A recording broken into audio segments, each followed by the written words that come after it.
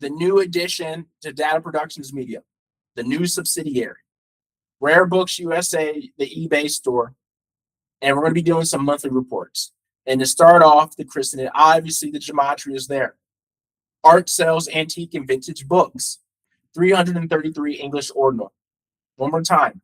Art sells antique and vintage books, 333 English ordinal. Rare Books USA eBay store is a subsidiary of Data Productions Media. The goal, taking book company public one day. That's the goal. Don't know the year, but I think I can. Earnings report style monthly updates every year. And then I will be making a new YouTube channel moving forward, strictly just for the book monthly reports, our earnings reports. We're going to be doing that. So just give me some time for that, and then we'll get that set up, a new YouTube channel, strictly Rare Books USA. We'll be tracking sales, expenses, and future business advancements. And the dividend portfolio that we have, the DataCap dividend pack, it is an asset of Rare Books USA for financing. So, well, technically, it's an asset for Data Productions Media in general. It's a backbone asset, but I do see there's value in the dividend portfolio when it comes to lending, when it comes to the time I want to, grow the business even more, take it public one day, maybe have a warehouse, things like that. So that's going to come into play. And I'm very, very excited for this. So stay tuned for the YouTube channel when that drops. But I do have essentially the first quarter stats today,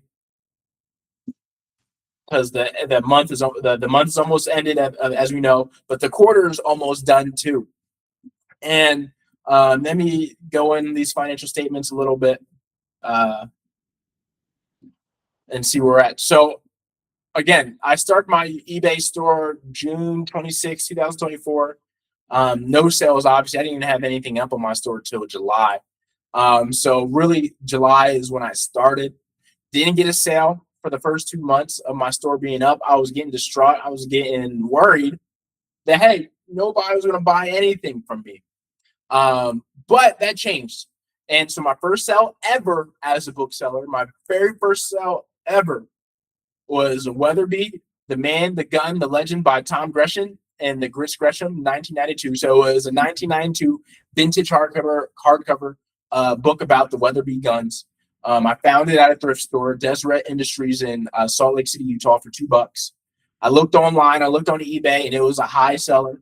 And I knew when I picked it up, it most likely was going to be the first book off my bookshelf, and I was correct. And so that gave me a lot of confidence to know I can analyze these books. I can know what kind of sells. And from July to at the end of September, where we are now at the end of the quarter, I started to grow substantially, and I hope to continue to grow. So obviously, I've sold 73 items overall. I have 10 followers now. People check out my store. 100% positive feedback, no negative feedback yet. Knock on wood, right there. And so my biggest sale of the quarter, which is a confidence booster, was Rare Magazine of Horror issues 1 through 30 from the 1960s and 1970s. It was a vintage magazine collection. I sold that full price, $333.33. And I didn't budge. On most books, I'll budge on the price depending, just to fill out the situation. But the acquisition cost to get those horror magazines was a lot higher than, going to the thrift store and getting books for cheap for $1, $2, a couple 50 cents. I actually had to pay for these in an auction. So I actually had to pay for these. I had to pay up, so I could not budge on my pricing. They sold. I'm happy. Full price, no discount. And it was my favorite number. And holiday season coming up, Halloween's around the corner at the end of August. So a lot of horror is going to be going out my store. I had to refill up because I sold all my horror books. Like, I'm out, completely out of my horror. So I got some more books on the way. But looking at it a little bit deeper, my finances. Obviously, you guys aren't going to see everything, but obviously the backbone stuff. So total sales includes the tax. Over $2,000 I've done. I did over $2,000 in sales this quarter. My selling cost was about $760, $66.81. So my net sales was about $1,175 when net of taxes and selling costs and stuff. So that's good. So about 37% of my total sales is selling costs. So I'm gonna try to keep getting that down. 73 items sold overall. Average price per item, sales price per item, $28, almost 29. I would like to be in the 40s, the 50s. As I get better, my prices are going to go up because I'm going to have better quality books that people are going to want. I'm not going to try to be on the cheap end if possible. Obviously, what I've sold most is within the book, with the antiquarian collectible category. That's my category, antiquarian collectible. So that was most of my sales. Regular general books, a lot of my sales. The magazines obviously come into play with the biggest sale of the quarter. Some music memorabilia, some entertainment memorabilia, and some improvements I saw over the quarter.